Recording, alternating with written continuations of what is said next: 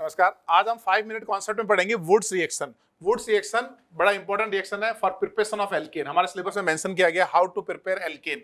तो वुड्स में क्या करते हैं, alkyl halide react with sodium dry ether, तो उससे बन जाता है हम एल्केन। यानी Wurtz is used for preparation of alkane, alkane बनाने के काम आता है। ठीक है, इसको हम कपलिंग रिएक्शन भी बोलते हैं। और कपलिंग में भी कौन सा बोलते हैं, इसमें कार्बन कार्बन कपलिंग।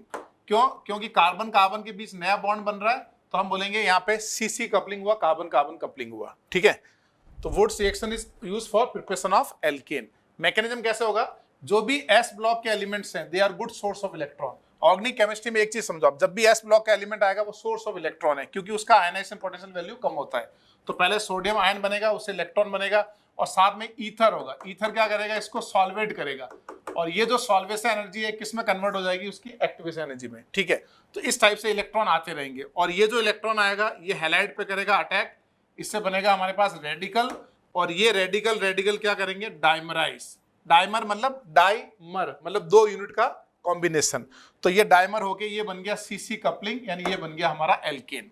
तो this reaction is known as Wurtz reaction. और क्या यूज होता है, preparation of alkane from halide. ठीक है, अब एग्जांपल लेते हैं। जैसे ये इथाइल क्लोराइड है, तो आपको क्या करना है, सिंपली सोडियम से पहले Na आएगा, फिर एक इलेक्ट्रॉन आएगा, उसका करेंगे हम अटैक।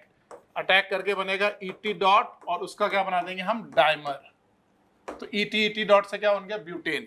यानी अगर इसमें X कार्बन है तो इसमें कितने कार्बन हो गए हमारे, 2X, क्योंकि वो डाइमराइजेशन हो गया। ठीक है, सिमिलरली इसका करें साइक्लोहेक्साइल क्लोराइड का, तो पहले सिंपल Cl हट के रेडिकल बनेगा, है ना, और ये रेडिकल डाइमराइज हो जाएगा। ठीक है, तो ये कौन से एग्जांपल हो गए, ये हो गए हमारे वुड्स रिएक्शन। इंटरमीडिएट क्या हो गया इसका, फ्री रेडिकल। अब इस मेथड से आप मीथेन नहीं बना सकते, methane can not be prepared by this method. Methane क्यों नहीं बना सकते, क्योंकि ये डाइमराइजेशन प्रोसेस है। तो सबसे छोटा एल्केन कौन सा बना सकते हो, lowest molecular mass alkane prepared by Wurtz. सबसे छोटा रेडिकल कौन सा बना सकते हो एल्केन में, CH3 डॉट। तो सबसे स्मॉलेस्ट एल्केन कौन सा बनेगा बताओ, इथेन बनेगा। The lowest molecular mass, the smallest alkane prepared by Wurtz reaction is ethane. ठीक है ना। नेक्स्ट पॉइंट ये है, अगर हम 2 डिफरेंट अल्काइल हैलाइड से वुड्स रिएक्शन करें, एक R1 लिया R2, मैकेनिज्म क्या होता है, फ्री रेडिकल। तो यहां से हेलोजन हटके आप रेडिकल बनाओगे, हेलोजन हटके रेडिकल बनाओगे, एक बनेगा R1 डॉट, एक बनेगा R2 डॉट, है ना। फिर R1 R1 का डाइमराइजेशन ये प्रोडक्ट बना, R2 R2 का डाइमराइजेशन ये प्रोडक्ट बना, और R1 R2 की रिएक्शन से हमारे पास ये प्रोडक्ट बना। तो 2 डिफरेंट हैलाइड से कितने प्रोडक्ट बनेंगे, 3। यहाँ हम एज्यूम कर रहे हैं कि कोई भी रेजोनेंस वगैरह नहीं होना चाहिए, है ना। तो सिंपल हमको सवाल पूछा था कि 2 हैलाइड से 2 डिफरेंट रेडिकल बनेंगे, उससे हमारा 3 प्रोडक्ट बनेंगे। R1 R2 और R2 R1 जो होंगे वो क्या होंगे, हमारे सेम होंगे। समझ में आ गया। तो 2 हैलाइड से 3 प्रोडक्ट बनते हैं। जैसे फॉर एग्जांपल ये है कि मिथाइल एंड इथाइल, तो एक ये डाइमराइज करेगा इथेन, एक ये डाइमराइज करेगा ब्यूटेन, ये क्रॉस डाइमराइज करेंगे तो क्या बनेंगे, प्रोपेन। तो मीथेन इथेन प्रोपेन 3 प्रोडक्ट बन गए।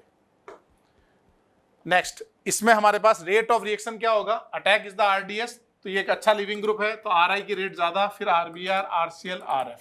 ठीक है, even carbon is obtain in high yield.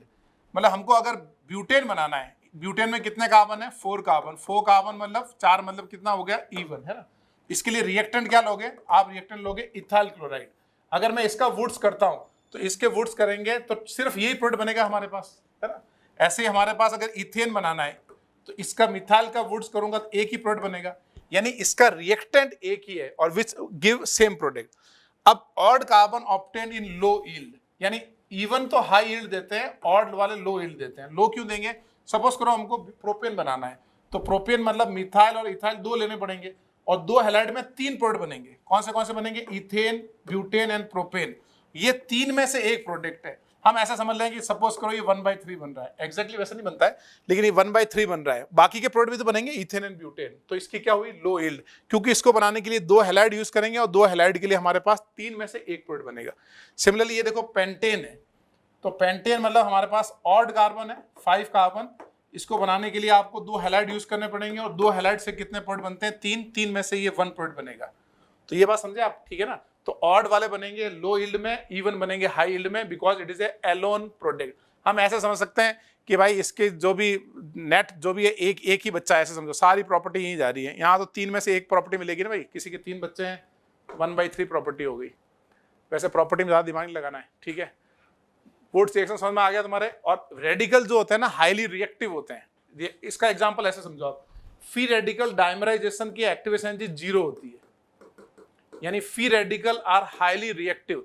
तो जैसे ही हमारे रेडिकल बनेंगे वैसे ही वो क्या करेंगे, डायमराइज कर जाएंगे। तो बिकॉज ऑफ हाई रिएक्टिविटी हम जैसे बनाते हैं वैसे उसका कपलिंग रिएक्शन में उसको कन्वर्ट कर देते हैं, ठीक है। और ये पॉइंट लिख सकते हो, free radical dimerisation has 0 activation energy. Next, ये फ्री रेडिकल जो है ये डिस्प्रोपोर्शनेशन रिएक्शन शो करते हैं। डिस्प्रोपोर्शनेशन रिएक्शन मतलब हमें नंबर ऑफ प्रोडक्ट में काउंट नहीं करना है कभी, ये कभी पूछे तो बताना disproportionation, because it is obtain in traces. ये प्रोडक्ट माइनर नहीं है, मेजर नहीं है, ट्रेसेस है। ट्रेसेस में क्यों है, अभी आपको मैंने क्या बताया, फ्री रेडिकल डायमराइजेशन है 0 एक्टिवेशन एनर्जी। तो एक ऐसा प्रोसेस हो रहा है जिसकी एक्टिवेशन एनर्जी 0 है, तो बाकी के प्रोसेस जो होंगे वो तो नेग्लिजिबल होंगे ना उसमें। तो ये हमारा फ्री रेडिकल बना। तो एक केस ये हो सकता है कि यहां से H डॉट ले ले, तो ये बन गया इथेन, और ये इलेक्ट्रॉन और यहां जो बना इलेक्ट्रॉन ये बन जाए इथीन। तो ये हो गया डिस्प्रोपोर्शनेशन। कैसे, इसमें 13 इलेक्ट्रॉन है, 13 से हो गया 14, एक गेन ऑफ इलेक्ट्रॉन हुआ, एक 13 से हुआ 12, एक लॉस ऑफ इलेक्ट्रॉन हुआ, यानी एक ऑक्सीडेशन हुआ, एक रिडक्शन हुआ। तो it is a disproportionation reaction. ये मेजर कब हो सकता है disproportionation, in case of 3 degree radical.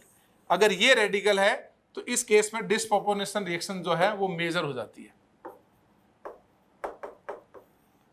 ये बात समझे आप, यानी अब ये डिस्प्रोपोर्शनेट कर करेगा, ये H डॉट लेगा तो एक बनेगा आइसोब्यूटेन और दूसरा बना देगा आइसोब्यूटीन।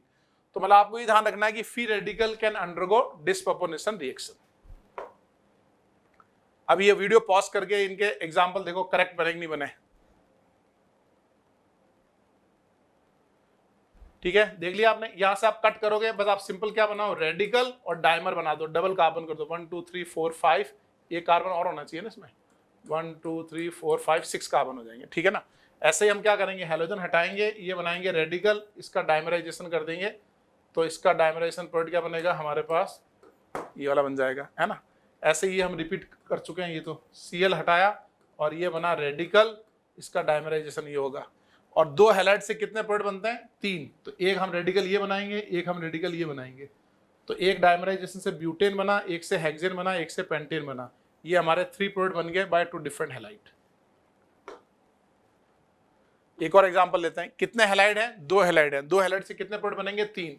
एक रेडिकल यहां बनाओ, एक रेडिकल यहां बनाओ, इसका डायमराइजेशन ये हो गया, इसका डायमराइजेशन ये हो गया, और इन दोनों के क्रॉस प्रोडक्ट ये बनेगा। अब इसकी रिएक्शन इससे करो या इसकी इससे करो, यही बनेगा ना, 3 प्रोडक्ट बन जाएंगे, ठीक है। 6 वाला भी सेम है, पहले हैलोजन हटाओ और यहाँ क्या लगाओगे आप, फ्री रेडिकल, और उसका बना दो डायमर, है ना। तो ये वाला प्रोडक्ट बन गया। इसका फ्री रेडिकल का रेजोनेंस हो सकता है, लेकिन रेजोनेंस के बाद वो सेम ही बन रहा है प्रोडक्ट। अब 7 में देखो, 7 में यहाँ पे 3 प्रोडक्ट बन रहे हैं। कैसे, पहले ये हैलोजन हटा, रेडिकल बना, इसका रेजोनेंस किया, तो एक बार C12 पे रेडिकल है, एक बार C14 पे, तो एक बार ये डायमराइज करेगा, एक बार ये सेल्फ डायमराइज, क्रॉस डायमराइज। तो इस तरीके से 3 प्रोडक्ट बन जाएंगे।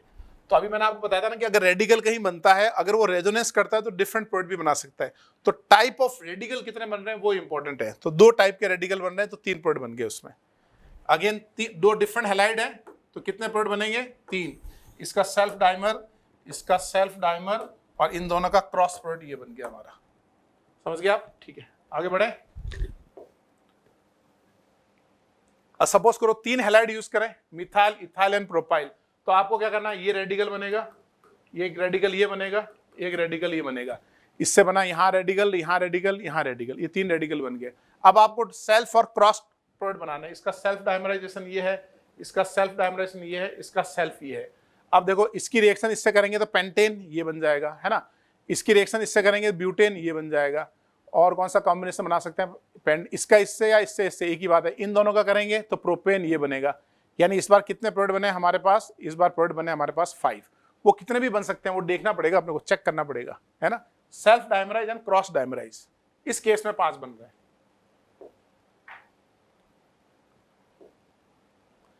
दूसरा इंपॉर्टेंट है इंट्रामोलिकुलर वुड्स, है ना। एक तो वुड्स होता है, वुड्स कब करते हैं, सिंपल हैलाइड। इंट्रामोलिकुलर वुड्स कब करेंगे, जब 2 हैलोजन होंगे।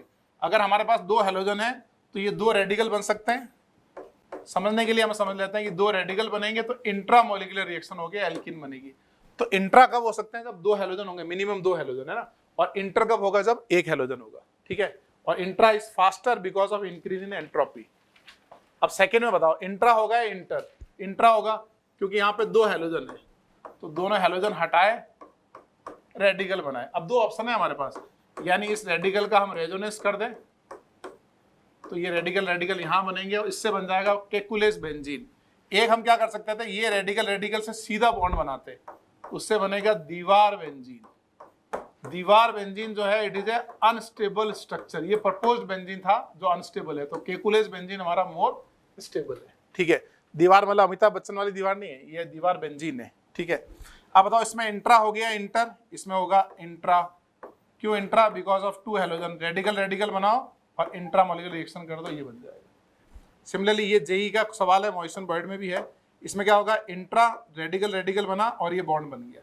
अब एक डाउट हो सकता है कि 3 मेंबर रिंग इज अनस्टेबल, लेकिन ये बन कैसे रहा है? देखो ये सिग्मा बॉन्ड बन के बन रहा है ना, मतलब कहां से आ रहा है वो इंपॉर्टेंट है। ये 4 मेंबर रिंग से 3 मेंबर रिंग नहीं बन रहा है, ये सिग्मा बॉन्ड बन के ये बन रहा है, यानी it is A exothermic reaction.